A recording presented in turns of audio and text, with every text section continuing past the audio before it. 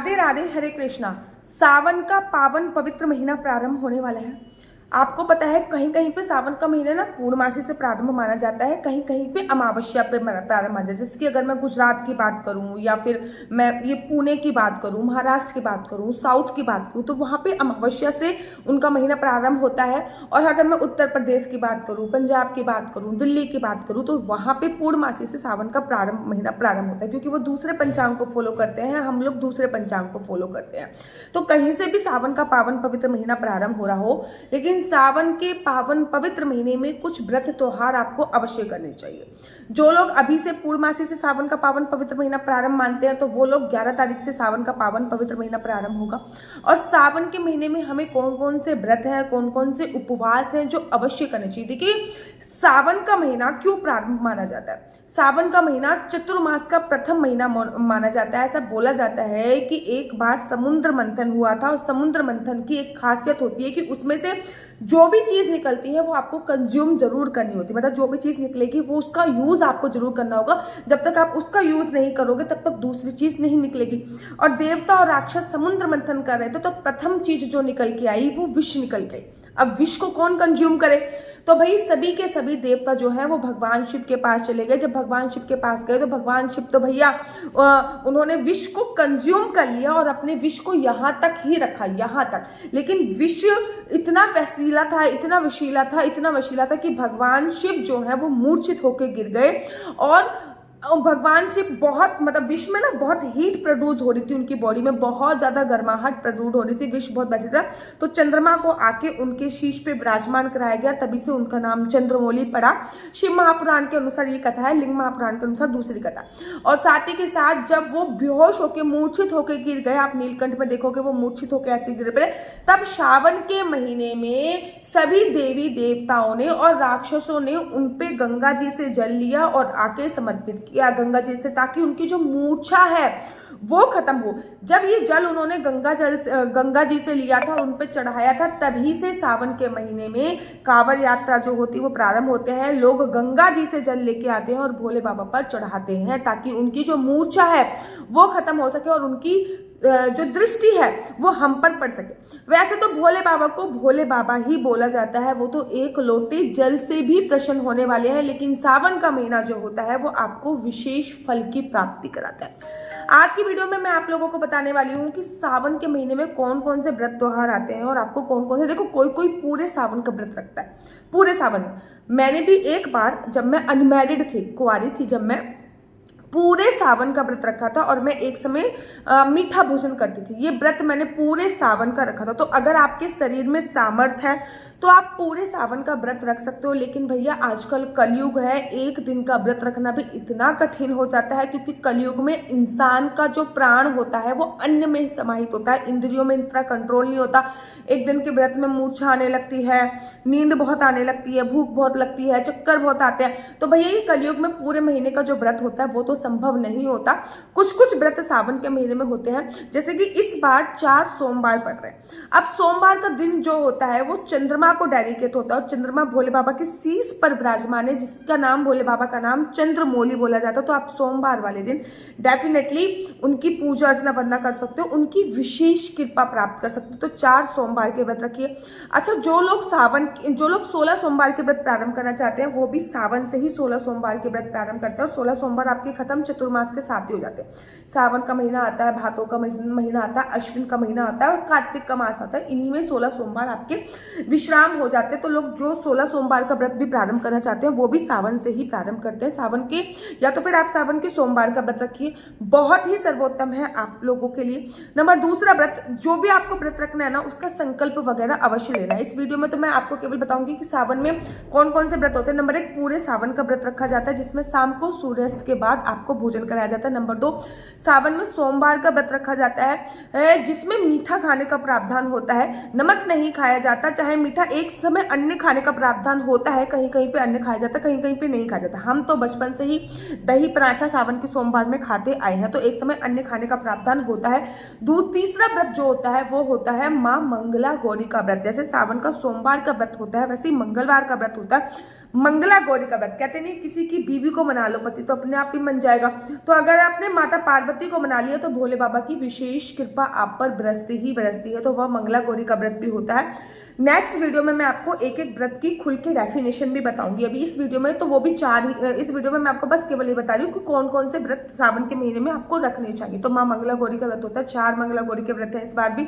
बहुत ही शुभ संयोगों के साथ ये वाला जो श्रावण का महीना है बहुत ही शुभ नक्षत्रों के साथ आता है। देखो श्रावण का जो महीना होता है ना, उसकी जो राशि के देवता होते हैं वो कर्क राशि, और कर्क राशि ना बेसिकली चांद को डेडिकेट होती है। तो जो लोग बहुत इमोशंस होते हैं, इमोशनली होते हैं, टीवी देखते देखते रो जाते हैं, बातें करते करते रो जाते हैं, तो उनको श्रावण में ना अपने चंद्रमा को जरूर स्ट्रॉन्ग करना चाहिए। उसके लिए भी मैं आपको उपाय बताऊंगी। चौथा व्रत जो होता है वो होता है प्रदोष का व्रत।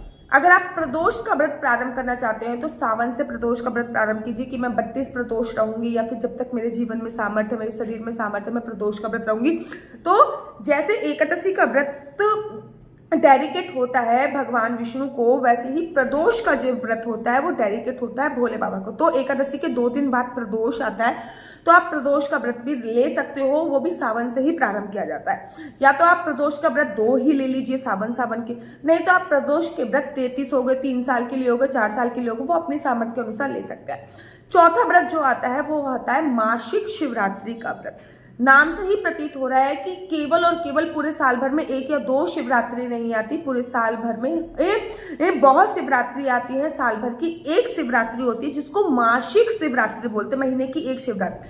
वैसे तो हर महीने जैसे कि हर पूर्णमासी होती है ना, पूर्णमासी का व्रत भगवान विष्णु को डेडिकेट होता है 17, वैसे मासिक शिवरात्रि का जो व्रत है वो पूरी तरीके से भोले बाबा को डेडिकेट है। तो आप उसका व्रत या तो आप श्रावण के महीने में रह लीजिए, लेकिन अगर आप श्रावण के महीने में नहीं रह सकते हो तो फिर आप पूरे साल का भी ले लीजिए। पूरे साल का नहीं रह सकते तो श्रावण के महीने में ले लीजिए। तो ये वाला व्रत भी एक होता है। नेक्स्ट एक व्रत आता है जिसको कहते हैं नकद का व्रत, जिसको बोलते हैं। वो पूरे सावन में रहा जाता है। उसमें होता क्या है, नकद के व्रत में बहुत पॉपुलर व्रत है, कहते हैं ना सावन में जिसने भी नकद का व्रत कर लिया, नकद व्रत उसको बोलते हैं,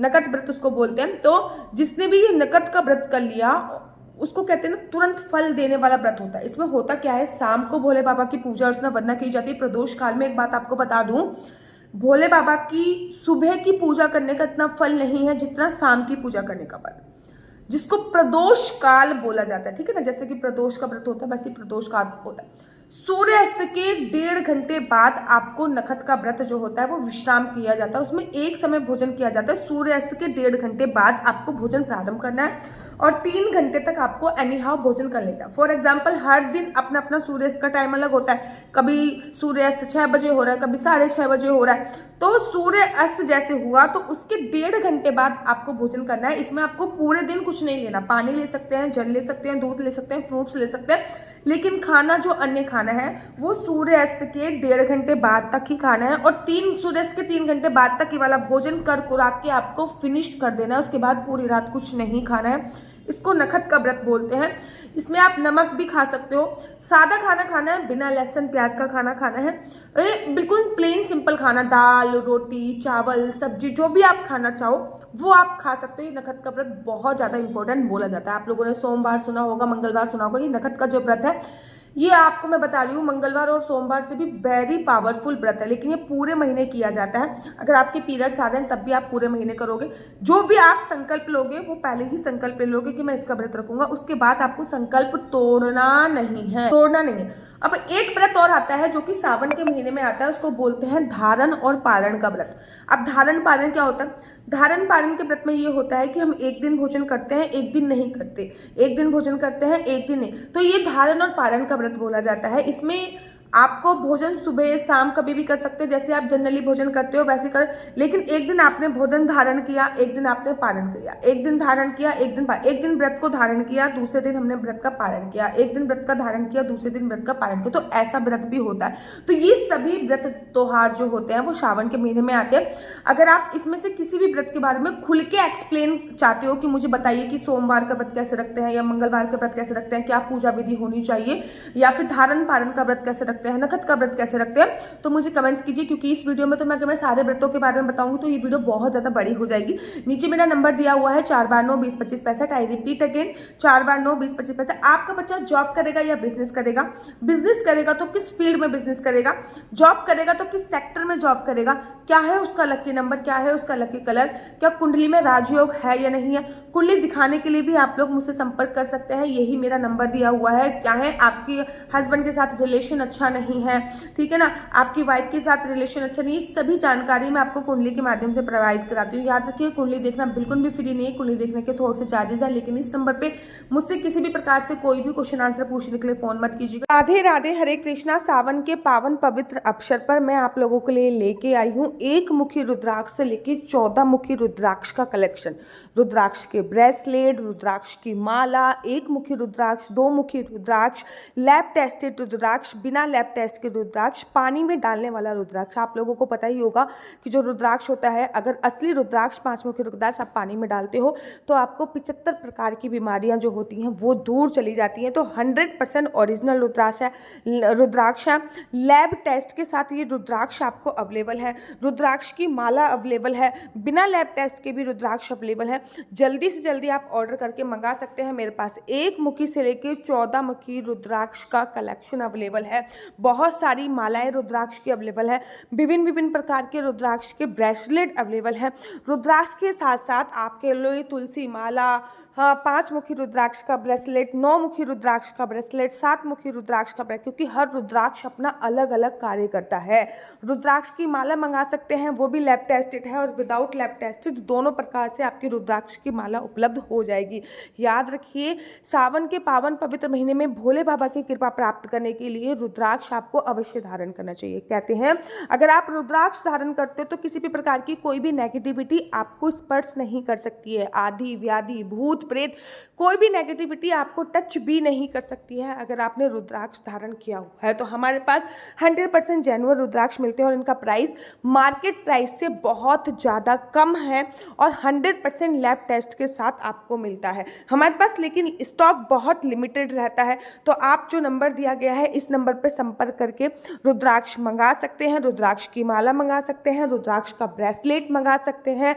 आप चाहो तो रुद्राक्ष पानी में डालने वाला मंगा सकते हो, छिलके वाला रुद्राक्ष, अर्थात जो रुद्राक्ष पेड़ से टूटा है अभी तक जिसका छिलका भी नहीं उतारा गया, वो रुद्राक्ष भी आप मंगा सकते हो। 7 मुखी रुद्राक्ष लक्ष्मी प्राप्ति के लिए, 5 मुखी रुद्राक्ष हेल्थ इश्यूज के लिए, 9 मुखी रुद्राक्ष आपके नवग्रहों की शांति के लिए, 8 मुखी रुद्राक्ष आपकी प्रतिमा को बांधने के लिए, 2 मुखी रुद्राक्ष आपके कॉन्फिडेंस लेवल को बढ़ाने के लिए, एंजाइटी को कम करने के लिए, आपके वैवाहिक जीवन को अच्छा करने के लिए, इस सभी प्रकार के रुद्राक्ष जो हैं वो अवेलेबल है। याद रखिए ये ऑफर जो है अभी इस पे सेल चल रही है हमारे रुद्राक्षों पे, आपको फ्लैट 30% ऑफ मिल रहा है केवल सावन के महीने में।